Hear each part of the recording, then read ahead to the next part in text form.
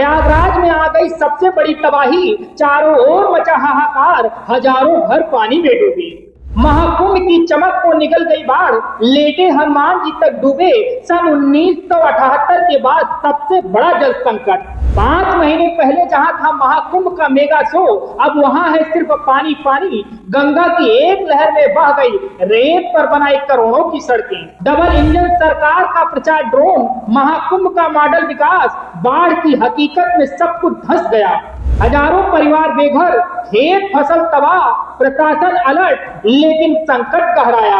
अब एनडीआरएफ, नाविक, पुलिस तैनात, गंगा का उफान बेकाबू, ईश्वर से मदद की गुहार लगा रहे आस्थावान। अब सबसे बड़ा सवाल, क्या सिर्फ आस्था के नाम पर थी तैयारी? अब बाढ़ में बह रहा विकास का ढोल, जनता पूछ रही है जवाब। दोस्तों, आज से 5 महीना पहले जब प्रयागराज में महाकुंभ का शंखनाद हुआ था, तब सरकार ने दावा किया था कि ये सिर्फ आस्था का आयोजन नहीं है, भारत की संस्कृति और आध्यात्मिक शक्ति का महाप्रदर्शन है। खरबों रुपए बहाकर लाइटिंग से लेकर रेत पर बनी सड़कों तक हर चीजों को चमका दिया गया था। देश दुनिया को बता दिया गया कि ये है न्यू इंडिया का नया प्रयागराज। लेकिन आज उन्हीं सड़कों पर गंगा का प्रलय है, उन्हीं लाइटों पर सिर्फ पानी की परछाई है, और उन्हीं श्रद्धालुओं की यादें हैं जो कांप उठेंगे इस भयावह नजर को देखकर। जी हाँ, माँ गंगा इस वक्त तूफान पर हैं और प्रयागराज का हर घाट, हर मोहल्ला, हर घर गंगा के गर्जन में डूबा है। लेटे हनुमान जी तक गंगा की लहरों में समा चुके हैं। सन 1978 के बाद यह पहला मौका है जब प्रयागराज ने ऐसा जल प्रलय देखा है, और वो भी ऐसे समय में जब सरकारें विकास की ढोल पीट रही हैं। वो सरकारें जो 5 महीना पहले 55 करोड़ श्रद्धालुओं के आने का वर्ल्ड रिकॉर्ड गिना रही थी, आज उन्हीं करोड़ों श्रद्धालुओं को शायद इस सच्चाई पर यकीन करना मुश्किल हो कि यह महाकुंभ का मंच अब महाविनाश का दृश्य बन गया है। हर तरफ तबाही की तस्वीरें हैं, हजारों लोग बेघर हो चुके हैं, कई इलाकों में वोट से राशन भेजा जा रहा है, एनडीआरएफ की टीमें रेस्क्यू में लगी हैं, डीएम लगातार अपील कर रहे हैं कि लोग ऊंचे स्थान पर जाएं। लेकिन जो अपने खेत, अपना घर, अपने पशु पीछे छोड़ आए हैं, उनसे पूछिए इस ऊंचाई का दर्द क्या होता है। अब सवाल ये उठता है, जब सरकारें खरबों रुपए महाकुंभ के विज्ञापन और रेत पर सीमेंट की सड़कें बनाने में लगा सकती हैं, तो बाढ़ नियंत्रण के लिए क्यों नहीं? क्या सिर्फ चुनावी चमक के लिए महाकुंभ को दिखाया गया? क्या सिर्फ कैमरों के लिए घाट चमकाए गए थे? और क्या गंगा सिर्फ सरकार की योजनाओं में मां है, या अब भी कोई जिम्मेदारी बची है? प्रयागराज जहां 20,000 करोड़ से ज्यादा पैसा सरकार ने खर्च किया, और ये 20,000 करोड़ भी मैं कम बोल रहा हूँ, पैसा खर्च हुआ है वहाँ के विकास, वहाँ के लोगों को सुविधा देने के लिए।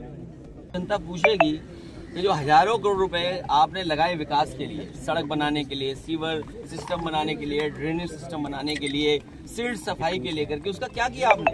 अगर नदियां साफ हो गई होती तो नदियां इतना उफान नहीं मार रही होती पानी का। नदियों की सफाई का बजट भारतीय जनता पार्टी ने साफ कर लिया। गड्ढों में जो पानी भरा है वो भ्रष्टाचार का है, इनका लूट भ्रष्टाचार का है, बेईमानी का है इनका पैसा।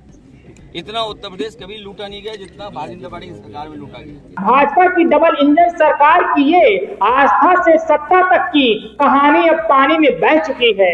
बाढ़ ने वो सब दिखा दिया है जो सरकारी आंकड़ों में छिपाया जा रहा था। ये केवल प्राकृतिक आपदा नहीं, ये एक नंगी हकीकत है उस लापरवाही की जो सिर्फ शो ऑफ के नाम पर गंगा को साधना भूल गई। कल्पना करिए, इस बाढ़ में न जाने कितने जीव खत्म हो गए, किसानों की फसलें तबाह हो गई, गरीबों के घर बह गए, और सरकार की बनाई रेत की सड़कें वो भी गंगा के एक बहाव में मिट गई। तो क्या यही है वो विकास जिसका शोर हर मंच से किया जाता रहा? और क्या इस बाढ़ के बाद कोई मुख्यमंत्री या कोई मंत्री उस मेले स्थल पर एक बार फिर से क्या प्रेस कॉन्फ्रेंस करेंगे? हमारी टीम लगातार प्रयागराज के बाढ़ प्रभावित इलाकों में जमीनी रिपोर्टिंग कर रही है, और अगले कुछ ही घंटों में हम आपको दिखाएंगे वो तस्वीरें जो सरकार के दावों को बहा ले जाती है, और वो आवाजें जो सिर्फ मदद ही नहीं इंसाफ की मांग कर रही हैं। फिलहाल आपसे अपील है, सुरक्षित रहें, सतर्क रहें, क्योंकि गंगा का ये उफान केवल पानी नहीं है, एक सवाल है सरकार की प्राथमिकताओं पर, उस मॉडल पर जिसे हम डबल इंजन विकास कहते हैं। Bureau report, DK Tripathi, Saam TV digital, Uttar Pradesh. Subscribe करें साम टीवी, क्योंकि हम आ गए हैं अब आपके बीच, दिखाएंगे सत्ता के वादों और अपराधियों के एक एक कारनामे की हकीकत।